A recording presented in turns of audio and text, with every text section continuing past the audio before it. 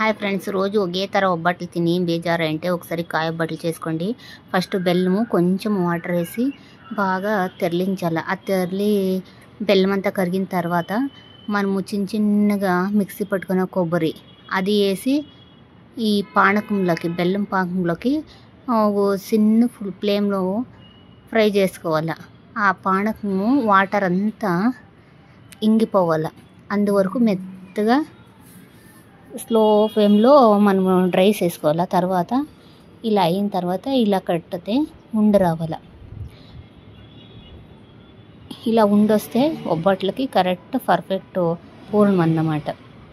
తర్వాత మైదా కలుపుకొని మెత్తగా ఒక ½ అన్ అవర్ సైడ్ పెట్టుకొనేసి సేమ్ మనం ఒబ్బట్లేక అట్లా చిన్నగా రేక్ తొట్టుకొనేసి దాంట్లోకి బెల్లము కొబ్బరి ఉంటుంది కదా, అది ఫ్రై చేసింది వేసేసి సేమ్ ఒబ్బట్టాక అట్లా ఆయిల్ వేసుకొని మెత్తగా స్లోగా పీకిపోకుండా తట్టుకొనేసి పెను మీద ఆయిల్ వేసి రెండు పక్క బాగా వేయించుకోవాలి. అంతే, ఒబ్బట్లు రెడీ.